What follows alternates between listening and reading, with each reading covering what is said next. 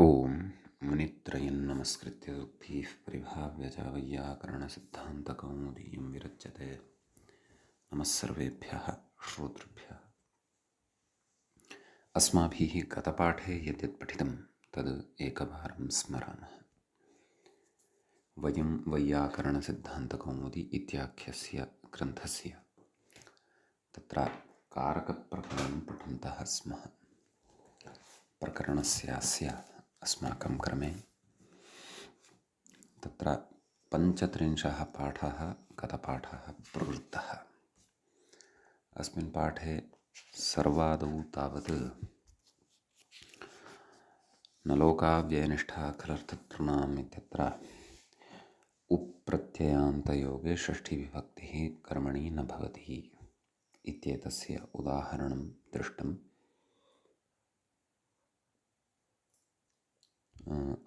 अलङ्करिष्णुः इति हरिम् अलङ्करिष्णुः अत्र इष्णुच् इति उकारान्तः प्रत्ययः भवति।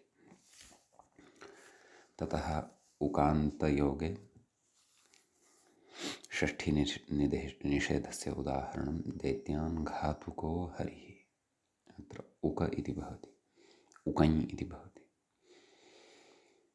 ततः अत्र वार्तिकं पठितं कमेरनिषेधः इति। तत्र तु अयं निषेधः न प्रवर्तते कं धातोः योगे। अतः लक्ष्म्याः कामुकः हरिः इति तत्र उच्यते। ततः अव्यये योगे जगत्स्रष्टा सुखं कर्तुम् इति द्वयं पठितम्। निष्ठायोगे विष्णुना हता दैत्याः, दैत्यान् हतवान् विष्णुः। खलर्थयोगे ईषत्करः प्रपञ्चो हरिणा। ततः विशेषः पठितः यत् सूत्रे तृन् इत्यनेन प्रत्याहारः गृह्यते इति। तत्र शतृशानचौ इति त्रिशब्दादारभ्य आदरणोनकारात् शानन् तत्र नाम आदरणः नकारात् तानि सूत्राणि पठितानि अस्माभिः। तत्र के प्रत्ययाः अन्तर्भवन्ति इत्यपि पठितम्। अतः क्रमशः उदाहरणानि उक्तानि। शानन्नन्दस्य योगे सोमं पवमानः, चानशयोगे आत्मानं मण्ड्यमानः, शत्रुप्रत्यययोगे वेदम् अधीयन्। अयं च शत्रुप्रत्ययः भिन्नः भवति लादेशशत्रुप्रत्ययापेक्षया इत्यपि ज्ञातम्। तृन् योगे कर्ता लोकान्। ततः दुषः शत्रुर्वा इति वार्तिकं पठितं। मुरस्य मुरं वा दुषन् इति। ततः उक्तं यत् सर्वोऽयं कारकषष्ठ्याः एव प्रतिषेधः भवति। शेषे षष्ठी तु स्यादेव ब्राह्मणस्य कुर्वन् नरकस्य जिष्णुः इति एवं रीत्या। ततः अकेनोर्भविष्यताधमन्ययोः इति सूत्रम् अग्रे पठितम्। तस्य अर्थः दृष्टः। भविष्यति अकस्य भविष्यदाधमन्यार्थेनश्च योगे षष्ठी न स्यात्। सतः पालकोऽवतरति वृजङ्गामी शरन्दायी इति इमानि उदाहरणानि क्रमशः दृष्टानि। ततः कृत्यानां कर्तरि वा इति सूत्रम् आरब्धम्। तत्र कृत्यानां योगे कर्तरि विकल्पेन षष्ठी विभक्तिः भवति इति सूत्रस्य अर्थः दृष्टः। मया मम वा सेव्यः हरिः, नाम मया हरिः सेव्यः, मम हरिः सेव्यः इति उभयथापि प्रयोगः भवति। कर्ता अत्र अहम् अस्मि अथवा मया इत्यत्र अस्मच्छब्दवाच्यः कर्ता भवति। मम इत्यत्र च तत्र विकल्पेन षष्ठीविधानम् अनेन सूत्रेण क्रियते। ततः अत्र लोके अपि श्रूयते प्रसिद्धगीते वाक्यं लोकहितं मम करणीयं, तत्र लोकहितं मया करणीयम् इत्यपि तत्र साधुः भवति प्रयोगः। यतोहि अनीयर् इति प्रत्ययः भवति, तदन्तशब्दः करणीय इति भवति, अथवा तदन्तं पदं करणीयम् इति भवति। गतपाठस्य अन्ते व्याख्यायाः पङ्क्तयः अस्माभिः इत्थं पठिताः। कृत्यानां शेषपूर्णेन सूत्रं व्याचष्टे षष्ठी वा स्यादिति कृत्या इत्यधिकृत्य विहिताः कतिपयकृत्प्रत्ययविशेषाः तद्योगे कर्तरि षष्ठी वा स्यादित्यर्थः। कर्तृकर्मणोः इति नित्यं प्राप्ते विकल्पोऽयम्। मया मम वा सेव्यो हरिरिति शेवृसेवायां रुहलोऽन्यत् इति कर्मणि यत्प्रत्ययः अस्मच्छब्दार्थस्य कर्तुः अनभिहितत्वात् षष्ठी तृतीये इति व्याख्यागतः एतावान् भागः च पठितः। अयं 35 पाठः अस्माकं क्रमे प्रवृत्तः अभूत्।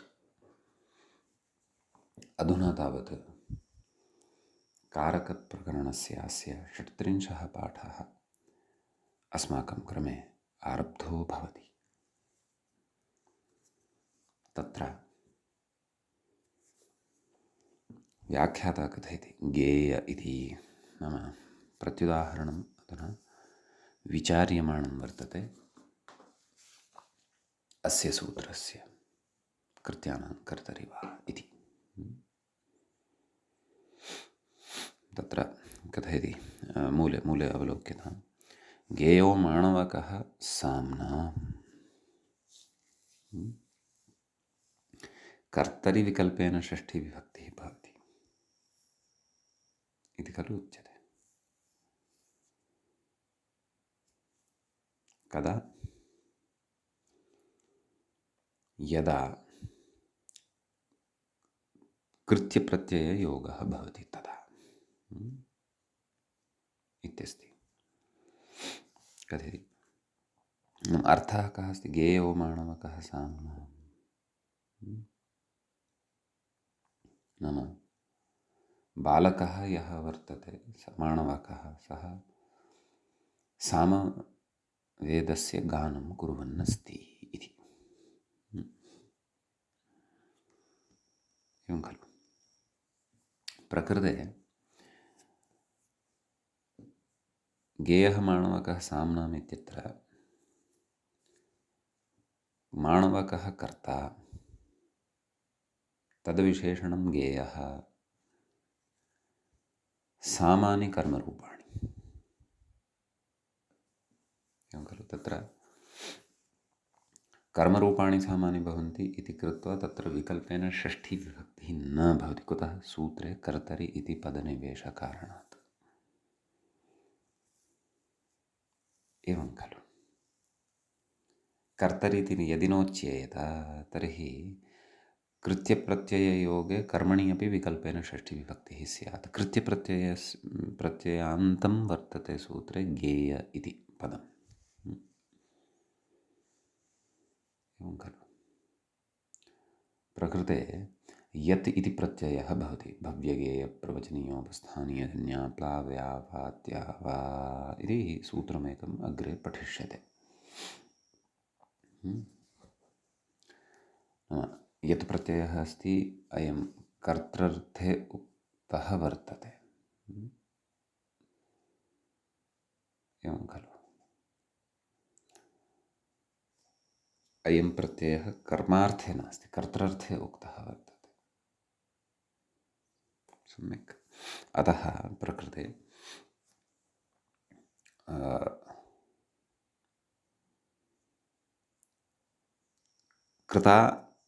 कृत्येन योगः वर्तते, कृत्यस्य योगः वर्तते, परन्तु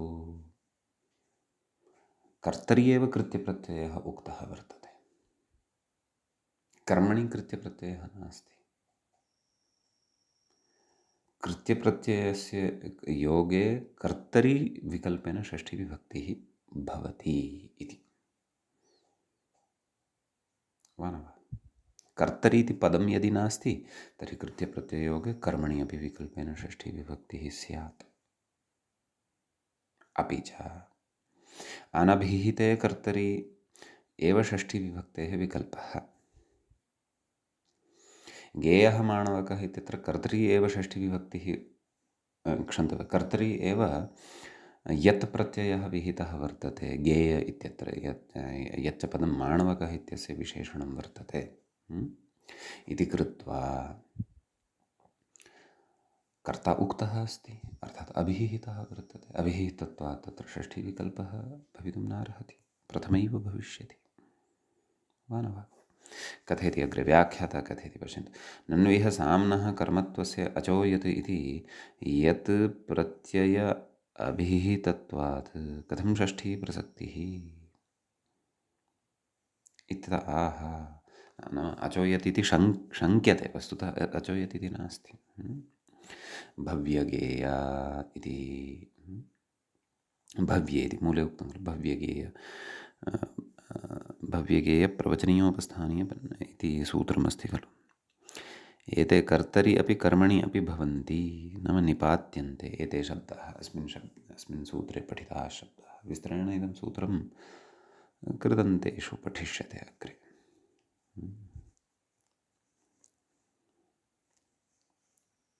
इति कथयति। सम्यक्। अग्रे कथयति व्याख्याता। ननु नेतव्याः व्रजङ्गावः कृष्णेन, वाक्यं ध्यानेन पश्यामः। नेतव्याः, तव्यत् प्रत्ययः वर्तते अस्मिन् पदे, स च कृत्यप्रत्ययः भवति। व्रजङ्गावः, व्रजं कर्म भवति, गावः प्रथमाविभक्तेः नैव, प्रथमाविभक्तेः बहुवचनान्तं भवति। गावः इत्यस्य विशेषणं नेतव्याः इति तव्यदन्तं भवति। कृष्णः कर्ता वर्तते। सम्यक्। कर्मद्वयं वर्तते, व्रजः, व्रजः इति एकं कर्म, गावः इति अपरं कर्म, परन्तु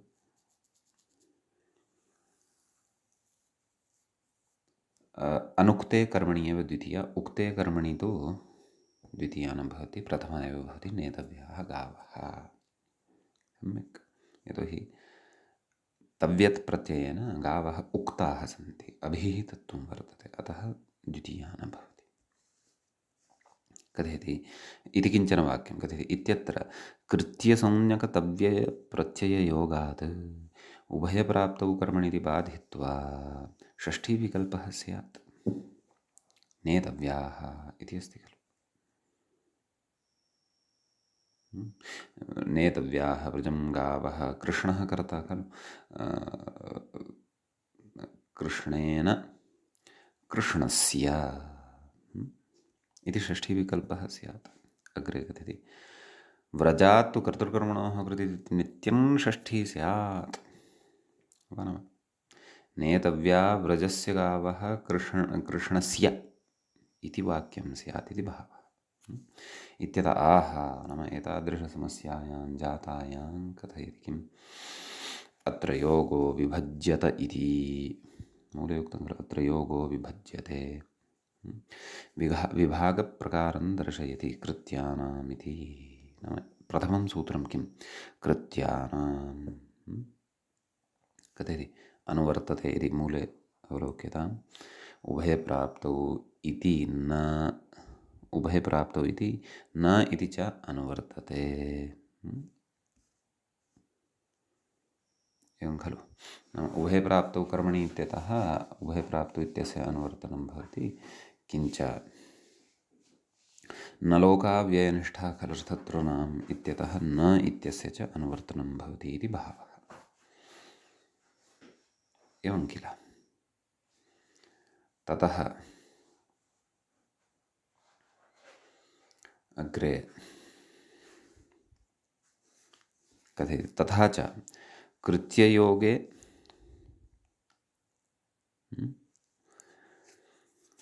कर्तृकर्मणोः उभयोः प्रसक्ता षष्ठी न इत्यर्थः फलति। प्रथमस्य सूत्रस्य अर्थः कः? कृत्ययोगे कर्तृकर्मणोः उभयोः नाम कर्तरि अपि कर्मणि अपि प्रसक्ता षष्ठी न इति अर्थः फलति। वा न वा? तर्हि नेतव्याः वृजङ्गावः इत्यत्र व्रजः एकं कर्म, कृष्णः कर्ता, उभयत्र षष्ठी या प्राप्ता सा षष्ठी न भवति। अस्तु, कथयति नेतव्याः व्रजमिति मूले कथयति खलु। तेन नेतव्याः व्रजङ्गावः कृष्णेन इति सिद्ध्यति। कथयति गुणकर्मणि वेश्यते इति व्रजात् विकल्पस्तु न भवति। पूर्वं वार्तिकं पठितं खलु।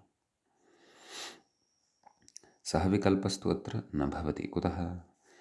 नेता अश्वस्य सृघ्नस्य सृघ्नं वा इति उभयप्राप्तिरहिते कृत्यव्यतिरिक्ते चरितार्थस्य दोग्धव्याः गावः पयः कृष्णेन इत्यादौ गुणकर्मण उक्तत्वेन प्रधानकर्मणि चरितार्थेन अनेन केन कृत्यानाम् इति सूत्रेण परत्वात् बाध्यते इति भावः। सम्यक्। अग्रे कथयति ततः कर्तरि वेति नाम द्वितीयं सूत्रं भवति। कथयति व्याख्याता कृत्यानामिति सूत्रप्रणयनानन्तरं कर्तरि वा इति पृथक् प्रणेतव्यम् इत्यर्थः। नाम पृथक् सूत्रं क्रियते। उक्तोऽर्थः कोऽर्थः अस्य अर्थात् कृत्यानाम् इति अनुवर्त्य कृत्ययोगे कर्तरिषष्ठी वा स्यात् इति व्याख्येयम् इत्यर्थः। कथयति अनुभयप्राप्तिविषये मया मम वा सेव्यः हरिः इत्यादौ इदम् अवतिष्ठते। नाम द्वितीयं सूत्रं यत् कृतं तत् मया मम वा सेव्यः हरिः इत्यादीनां सूत्राणाम्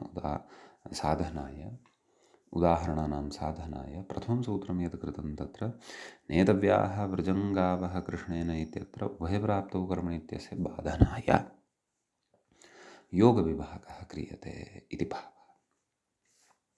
सम्यक्।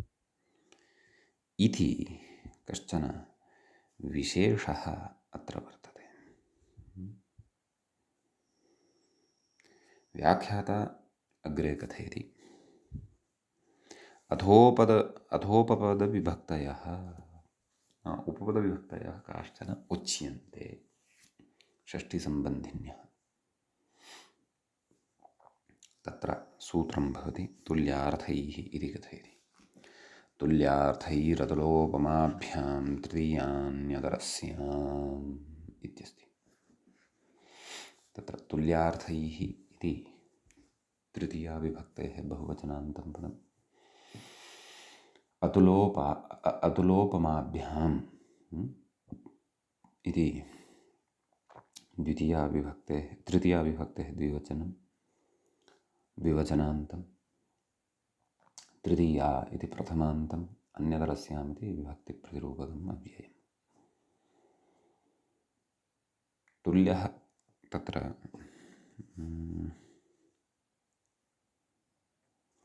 विग्रहं पश्यामः। तुल्यार्थैः तुल्यः इति अर्थः येषान्ते तुल्यार्थाः तैः तुल्यार्थैः।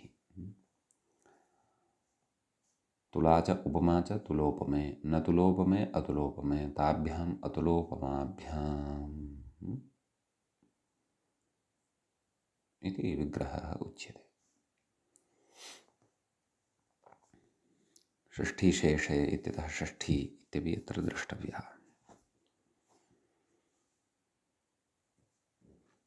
कथयति व्याख्याता।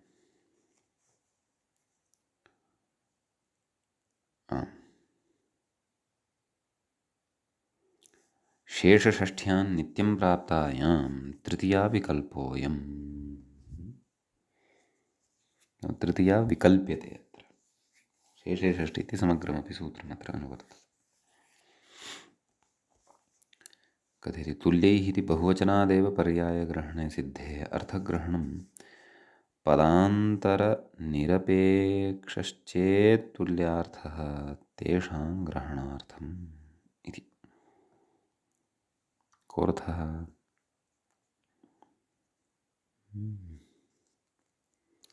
तत्र तत्त्वबोधिनीकारः कथयति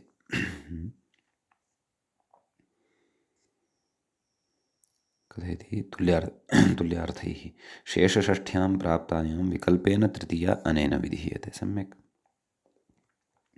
तया मुक्ते षष्ठ्येव भवेत् तदाह पक्षे षष्ठी।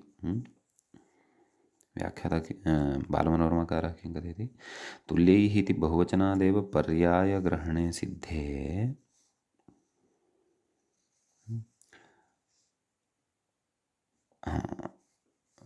अर्थग्रहणं पदान्तरनिरपेक्षः चेत्, अर्थग्रहणं पदान्तरनिरपेक्षश्चेत् तुल्यार्थः, नाम तुल्यार्थः यः वर्तते सः पदान्तनिरपेक्षः यदि वर्तते, नाम पदान्तरस्य अपेक्षां न करोति, तेषां ग्रहणार्थं, तेषामपि ग्रहणार्थम् अर्थग्रहणं कृतं वर्तते। तेन गौरिव गवयः इत्यादौ नेत्याहुः। तत्त्वबोधिनी द्रष्टव्या, एकवारं पश्यन्तु।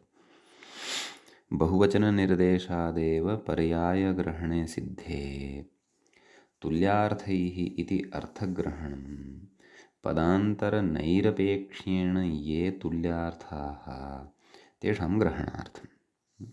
तेन गौः इव गवयः इत्यादौ न इत्याहुः इति कथयति। कथं तर्हि तुलां यदारोहति दन्तमानसौ इति कालिदासः।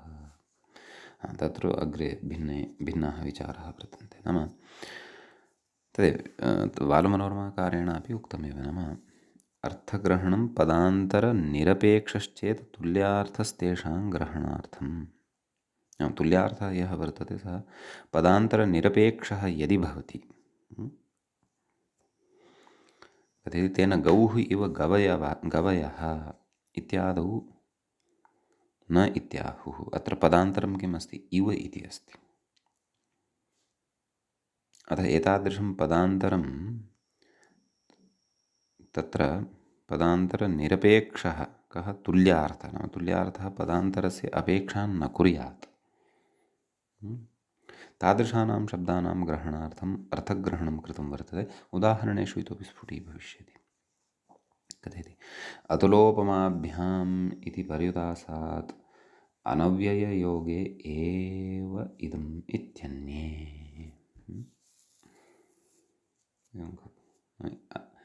अतुलोपमाभ्याम् इति निषेधः खलु कृतः, न तुलोपमाभ्याम् इति निषेधकारणात् अनव्यययोगे, नाम अव्ययं यद् न भवति तद्योगे एव इदं भवति इति अन्ये केचन कथयन्ति इति भावः।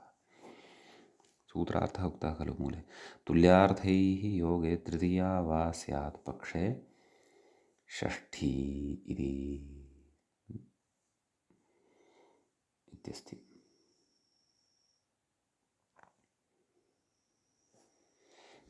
एवं खलु। तदेव नाम अन्यानि पदानि यानि सन्ति तानि पदानि विहाय अपि, नाम तदेव तुल्यार्थः पदान्तराणि नापेक्षते, तादृशसन्दर्भे एव एषा विकल्पेन षष्ठी भवतु पक्षे तृतीया अपि भवति।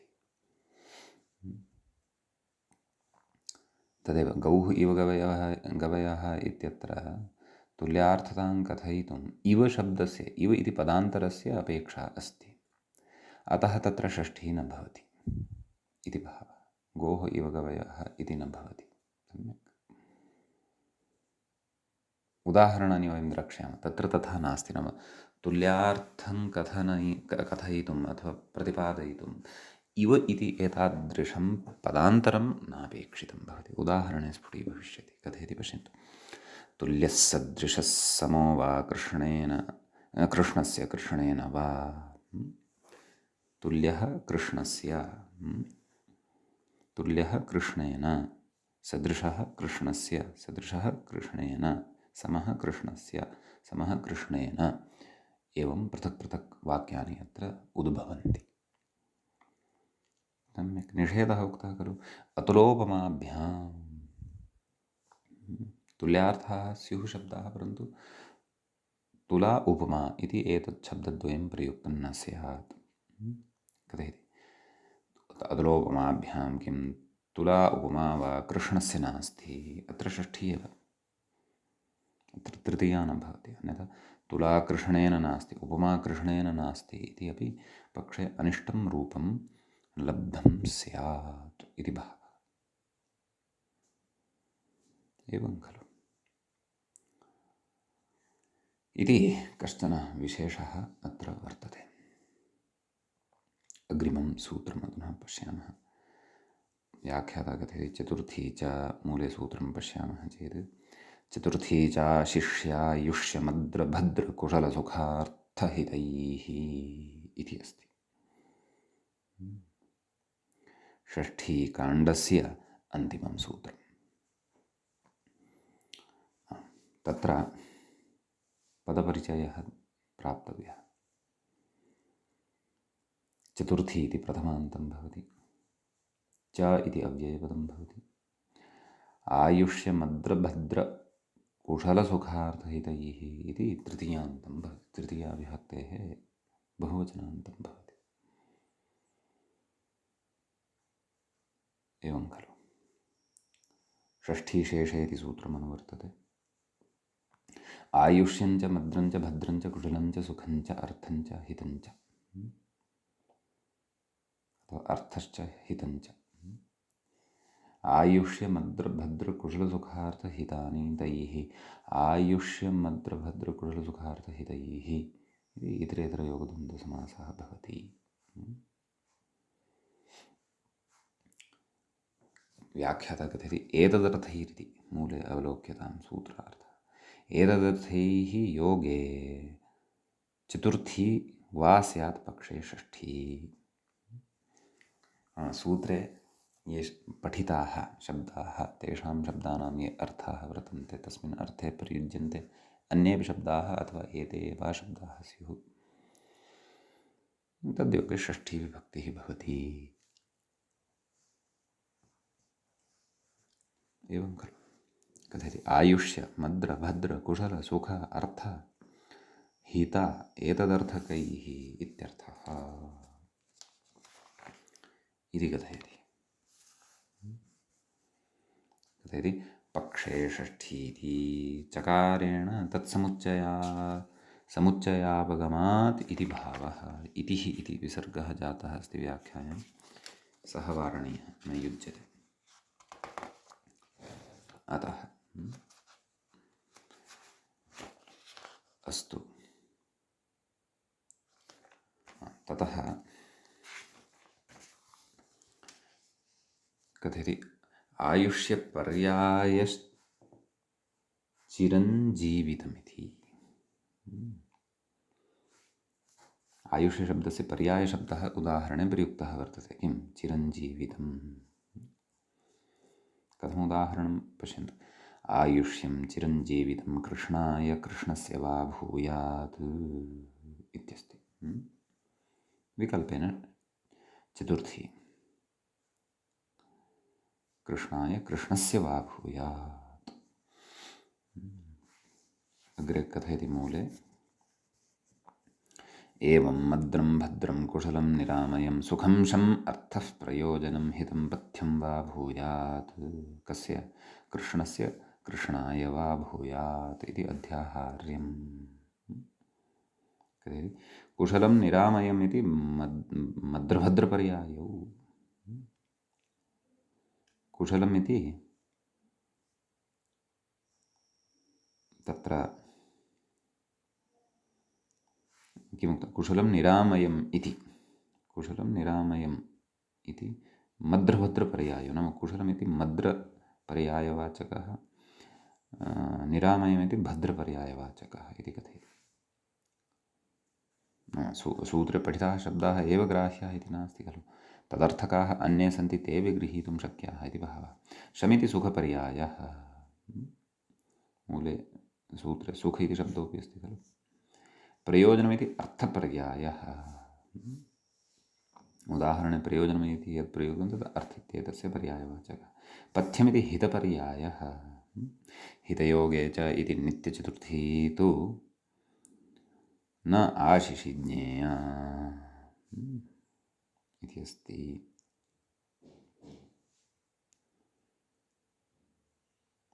चतुर्थी च आमां तत्र तृतीयं चतुर्थं पदं चतुर्थीति प्रथमं च इति द्वितीयम् आशिषि इति तृतीयम्। आशिषि इति पृथक् पदमस्ति खलु, तद् मया पूर्वं न परिगणितम्, अतः तत्र अवधानं कुर्वन्तु। आशिषि इति सप्तम्यन्तं नाम आशीर्वादार्थे गम्यमाने एतैः शब्दैः योगे सति, एतदर्थकैः वा शब्दैः योगे सति विकल्पेन चतुर्थी विभक्तिः भवति। सम्यक् इत्यस्ति कश्चन विशेषः। सम्यक् कथयति, ननु स्वं रूपं शब्दस्य शब्दसंज्ञा इति परिभाषया आयुष्यादि शब्दानामेव ग्रहणमुचितम् इत्यत आह व्याख्यानात्। अस्तु, तद् प्रत्युदाहरणानन्तरं कथयति। ततः पूर्वं प्रत्युदाहरणमेकमस्ति। किं कथयति, आशिषि किं देवदत्तस्य आयुष्यमस्ति। अत्र आशीर्वादार्थः न विवक्षितः अस्ति, सामान्येन उच्यते देवदत्तस्य आयुष्यम् अस्ति, अतः चतुर्थी न भवति, षष्ठी एव भवति। अधुना अग्रे कथयति व्याख्यानात्। व्याख्यात्र अवतरणिका स्थापिता खलु, उपस्थापिता खलु। किं ननु स्वं रूपं शब्दस्य शब्दसंज्ञा इति परिभाषया आयुष्यादिशब्दानामेव ग्रहणम् उचितम् इत्यतः व्याख्यानादिति मूले उक्तं खलु। व्याख्यानात् सर्वत्र अर्थग्रहणं। व्याख्यानतो विशेष प्रतिपत्तिः न हि सन्देहादलक्षणं। व्याख्यानञ्च लक्ष्यानुसारी भवति, लक्ष्यानुरोधेन भवति इति भावः। एवं खलु। अग्रे पुनः कश्चन विशेषः अत्र उच्यमानः वर्तते, तत् कथयति। किम्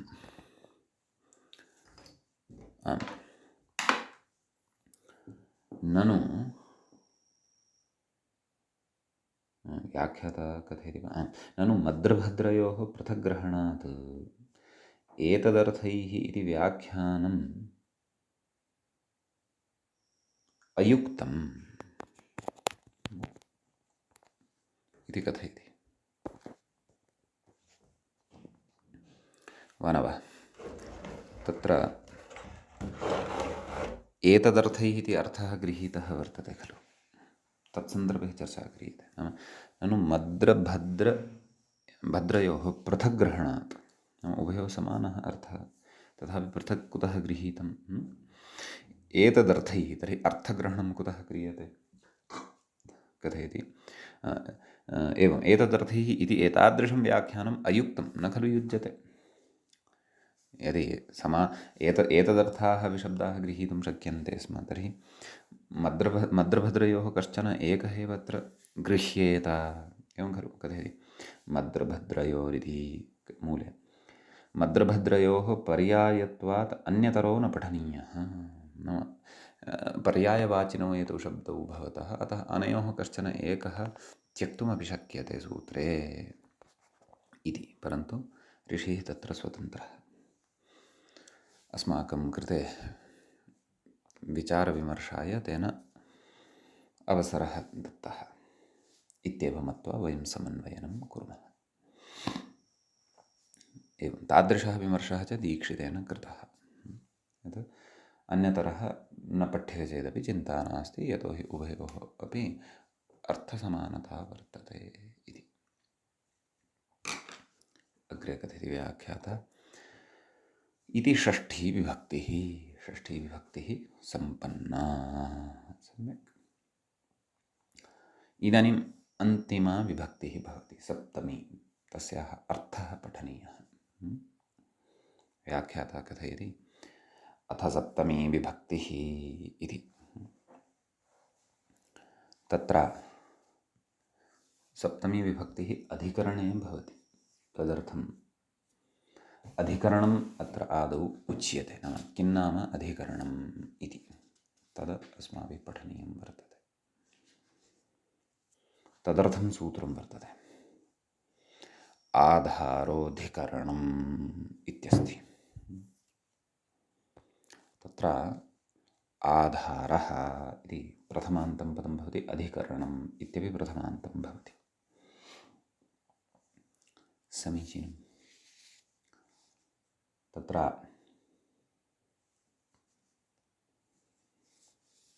कारके इत्यधिकृतं प्रथमान्ततया विपरिणम्यते इति। तच्च आधारस्य विशेषणं कारकम् इति।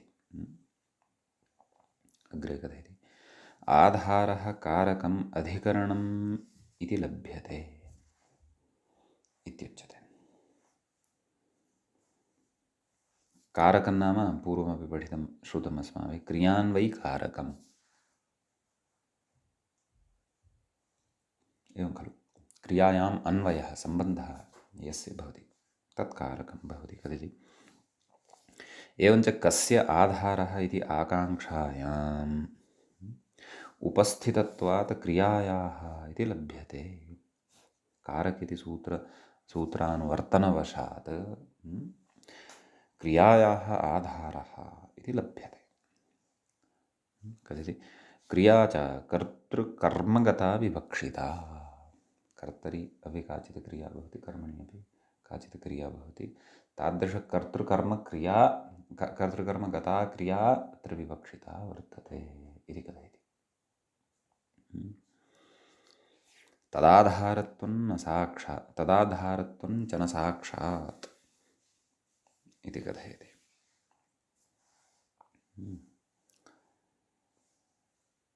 नाम तत्र तदाधारत्वं नाम किमुक्तं, नाम पूर्वमुक्तं खलु एवञ्च आधारः इत्याकाङ्क्षायाम् उपस्थितत्वात् क्रियायाः इति लभ्यते। क्रियायाः इति क्रिया इति च कर्तृकर्मगता विवक्षिता भवति। तदाधारत्वं नाम क्रियायाः यः आधारः वर्तते तस्य तद् आधारत्वं च साक्षात् न भवति, परन्तु कथयति किन्तु कर्तृकर्मद्वारैव कर्तृद्वारा एव आधारत्वं भवति, कर्मद्वारा एव आधारत्वं भवति कस्याश्चित् क्रियायाः। कुतः? व्याख्यानात्। उदाहरणेनोपि स्पष्टीभविष्यति। तदाह कर्तृकर्मद्वारेति सूत्रार्थः द्रष्टव्यः। कर्तृकर्मद्वारा तन्निष्ठक्रियायाः आधारः कारकम् अधिकरणसंज्ञः स्यात् इति। व्याख्याता कथयति तन्निष्ठेति कर्तृकर्मनिष्ठेत्यर्थः। तन्निष्ठक्रियायाः नाम कर्तरि विद्यमाना या क्रिया इति भावः।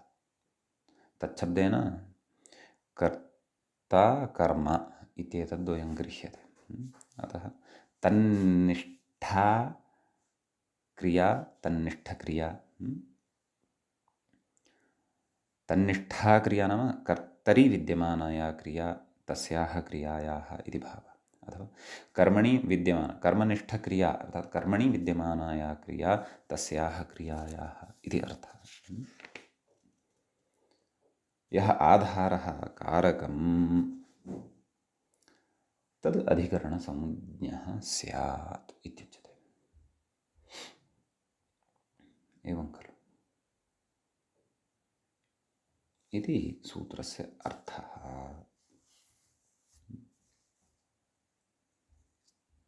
उदाहरणेषु स्पष्टी भविष्यति।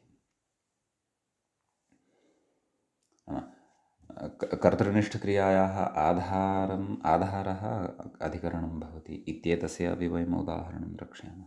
कर्मनिष्ठक्रियायाः आधारः अपि अधिकरणं भवति इत्येतस्यापि उदाहरणं वयं द्रक्ष्यामः। एतावता सामान्यतया उक्तम्। अधिकरणं नाम किम्? आधारः अधिकरणं भवति इत्युक्तम्। सम्यक्। ततः तत्र अग्रे सूत्रमुच्यते। अधिकरणे का विभक्तिः? यद्यपि सप्तमी इति जानीमः, परन्तु विधानं किं, शास्त्रं किं तदुच्यते। किं सप्तम्यधिकरणे च इति। सप्तमी इति प्रथमान्तं पदं भवति। अधिकरणे इति सप्तम्यन्तं पदं भवति। च इति अव्ययपदं भवति। सम्यक्। तत्र कथयति अग्रे।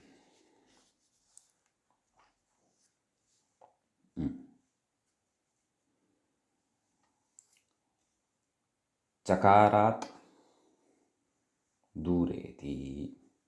अस्तु, तद् अनन्तरमस्ति। ततः पूर्वं सूत्रार्थः अवलोक्यताम्। अधिकरणे सप्तमी स्यात्। तर्हि एतावानेव अर्थः चेत् सप्तम्यधिकरणे एतावता एव सूत्रार्थः लभ्यते किल। परन्तु तथा चेत् च ग्रहणं न खलु कर्तव्यं। परन्तु च ग्रहणस्य प्रयोजनमस्ति। किं प्रयोजनमस्ति तद् कथयति। चकारात् दूरे इति मूले पश्यन्तु। चकारात् दूरान्तिकार्थेभ्यः इति कथयति।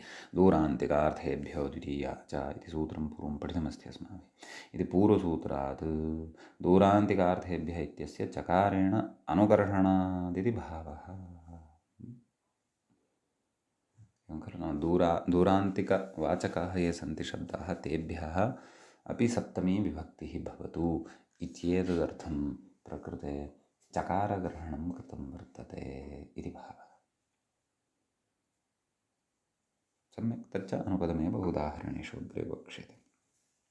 अपि च आधारविषये आधारः अधिकरणं भवति इत्येतस्मिन् विषये अतीव लाघवेन व्याख्यात्रा सद्यः व्याख्यातं वर्तते। अत्र विस्तरेण अग्रे व्याख्यानं किञ्चन करिष्यति व्याख्याता। अस्तु, अग्रे कथयति। औपश्लेषिक इति आधारः त्रिधा भवति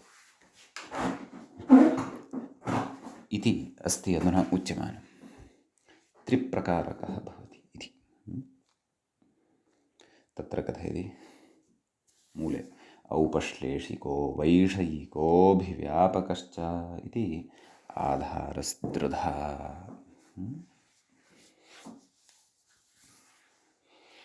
तत्र कथयति उपश्लेषः संयोगादिसम्बन्धः इति कथयति। उपश्लेषो नाम संयोगादिसम्बन्धः इत्युच्यते। कथयति तत्प्रयोज्यः आधारः प्रथमः इत्यर्थः। संयोगादिसम्बन्धप्रयोज्यः यः आधारः भवति सः प्रथमप्रकारकः। उदाहरणे स्फुटीभविष्यति। सद्यः लक्षणानि अवगन्तव्यानि किञ्चित् किञ्चित्। वैषयिक इति कथयति विषयतासम्बन्धकृतः आधारः द्वितीयः इत्यर्थः। तत्सम्बद्धम् उदाहरणमपि अग्रे वक्ष्यते। अभिव्यापकश्च इत्युक्तं खलु। कथयति सकलावयवव्याप्तिकृतः आधारः तृतीयः इत्यर्थः। सम्यक्। ततः कथयति तत्र औपश्लेषिकं कर्तृद्वारकम् आधारम् उदाहरति। कर्तृद्वारकम् अर्थात् सूत्रार्थः दृष्टः अस्ति खलु। कर्तृकर्मद्वारा तन्निष्ठक्रियायाः आधारः अधिकरणं भवति इत्युक्तम् अस्ति खलु। अतः औपश्लेषिकम् आधारं तत्रापि कीदृशं कर्तृद्वारकं न तु कर्मद्वारकम्। उदाहरति किं कटे आस्ते इति। कः आस्ते? कर्ता अध्याहार्यः। अतः कथयति देवदत्त इति शेषः। देवदत्तः कटे आस्ते इत्युच्यते। कथयति तत्र साक्षात् देवदत्तात् कर्तृगताम् आसनक्रियाम् उपवेशनक्रियां प्रति कटस्य संयोगसम्बन्धं पुरस्कृत्य देवदत्तद्वारा तदाधारत्वात् अधिकरणत्वं, कस्य? कटस्य अधिकरणत्वं वर्तते। सम्यक्। अतः अधिकरणे सप्तम्यधिकरणे च इत्यनेन सम्यक् कथयति। अथ कर्मद्वारकम् औपश्लेषिकम् आधारम् उदाहरति। अधुना स्थाल्यां पचति इति तण्डुलान् इति शेषः। स्थाल्यां तण्डुलान् पचति। कथयति साक्षात् तण्डुलात्मककर्मगतां पाकक्रियां प्रति तण्डुलाः कर्मरूपाः, तद्गता पाकक्रिया अत्र भवति। स्थाल्याः संयोगसम्बन्धं पुरस्कृत्य तण्डुलद्वारा आधारत्वात् अधिकरणत्वं, तण्डुलद्वारा आधारत्वात् तत्र अधिकरणत्वं भवति इति भावः। अतः सप्तम्यधिकरणे च इत्यनेन सप्तमी भवति। स्थाल्यां पचति, देवदत्तः स्थाल्यां तण्डुलान् पचति, देवदत्तः तण्डुलान् इति च उभयमपि अत्र अध्याहार्यम् इत्यस्ति। कथयति रूपे रूपत्वम् अस्ति,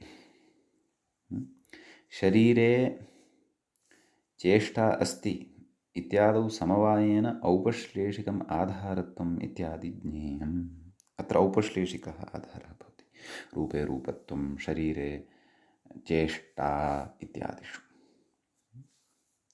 समवायः वर्तते, शरीरे एव विद्यते, रूपे एव रूपत्वं वर्तते, उपश्लेषविशेषः वर्तते। नाम संयोगादिसम्बन्धः कश्चन वर्तते, समवायसम्बन्धः कश्चन वर्तते। अतः औपश्लेषिक आधारः अत्र भवति इति भावः। सम्यक्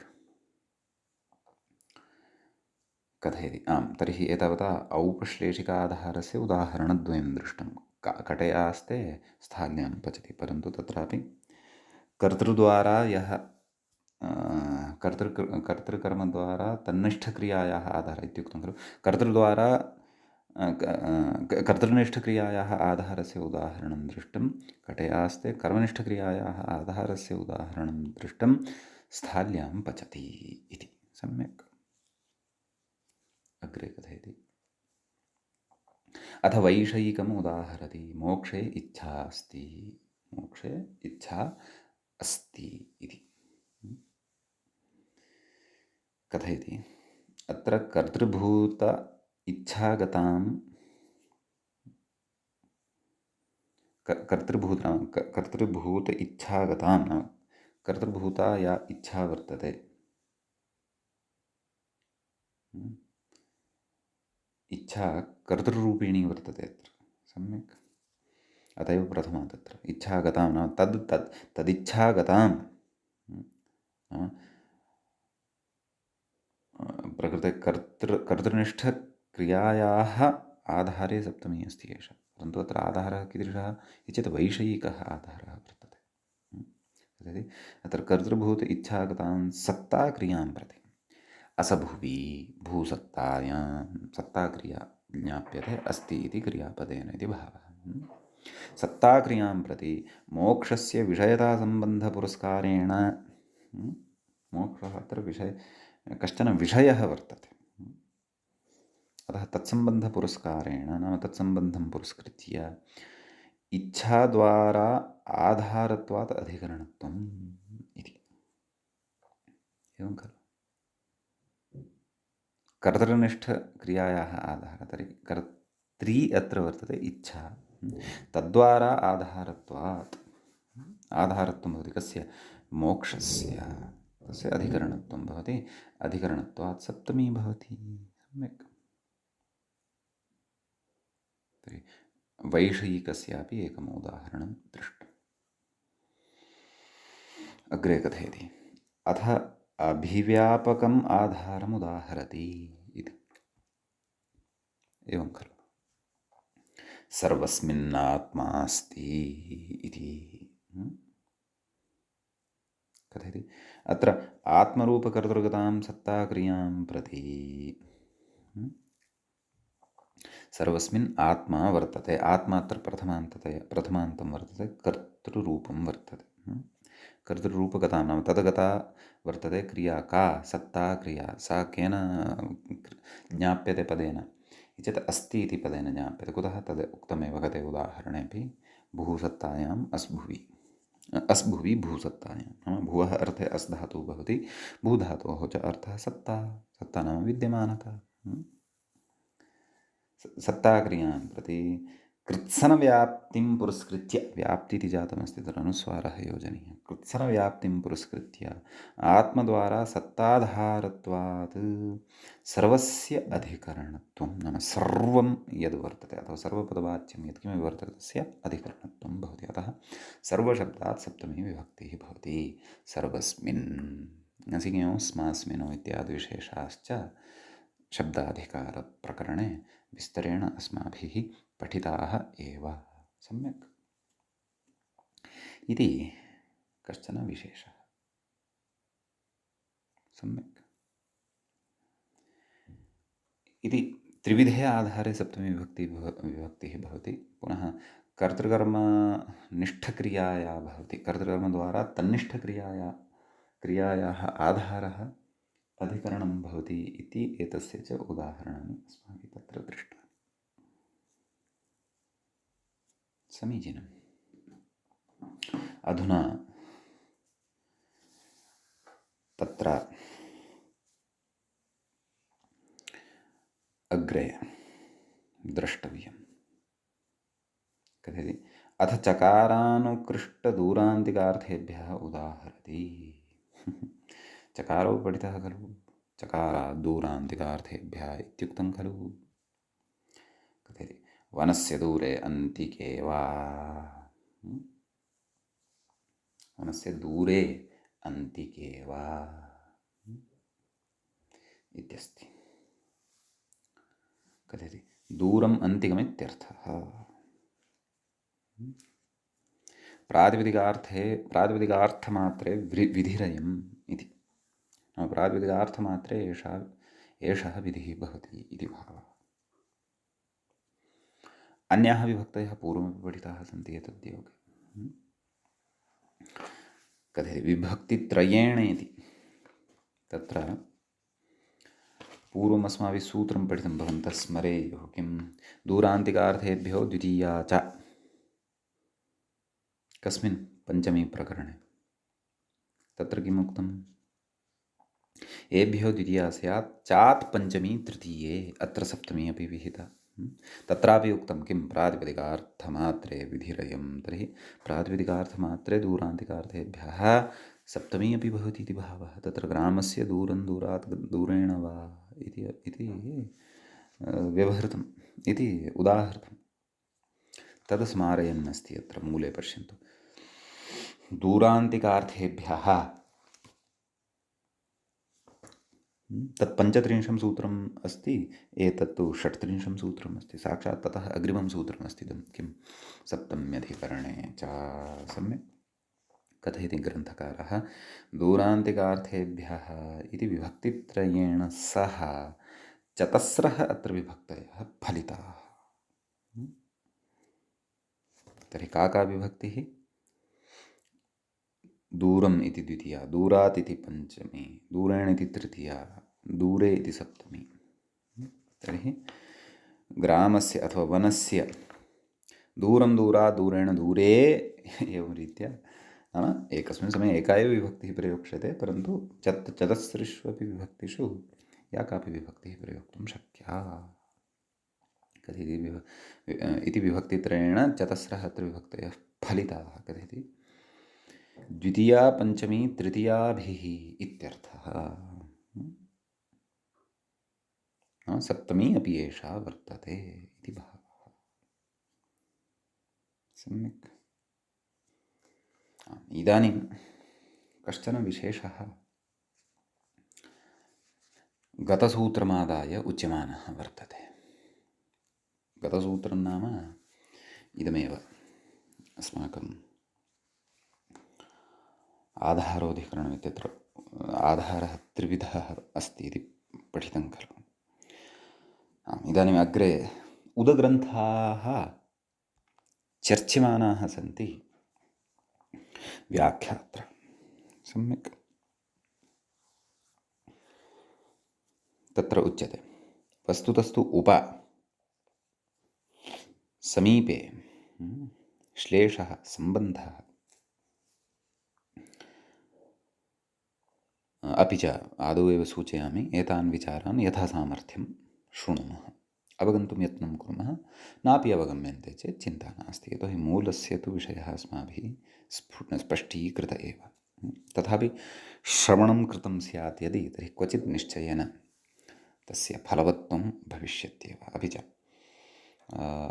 पूर्वं क्वचित् तमपग्रहणं क्वचित् कृतं खलु साधकतमं करणम् इत्यत्र तत्र तमपग्रहणं कुतः गङ्गायां घोषः इति उक्तं खलु तत्र उक्तमासीत् खलु यत् गौणमुख्ययोः मुख्यकार्यसम्प्रत्ययः इति न्यायः एतत् स्थलमतिरिच्य कारकप्रकरणे अन्यत्र न प्रवर्तते इति तत्र नाम मुख्याधारभूतस्य कानिचन उदाहरणानि स्वीकृतानि आसन् गौणाधारभूतस्य कानिचन उदाहरणानि स्वीकृतानि आसन् समन्वयनं कृतमासीत् इति भवन्तः स्मरेयुः तत्र व्याख्यात्र इदमपि उक्तमासीत् अत्र यद्वक्तव्यं तद् आधारोऽधिकरणम् इत्यत्र अथवा सप्तम्यधिकरणे च इत्यत्र वक्ष्यते तद्विवरणम् अधुना अत्र कुर्वन्नस्ति अतः पौर्वापर्यसम्बन्धं स्थापनाय तत्र कृतं विचारं सकृत् भवन्तः शृण्वन्ति चेत् अत्र स्पष्टता काचित् भविष्यति सम्बन्धः कश्चन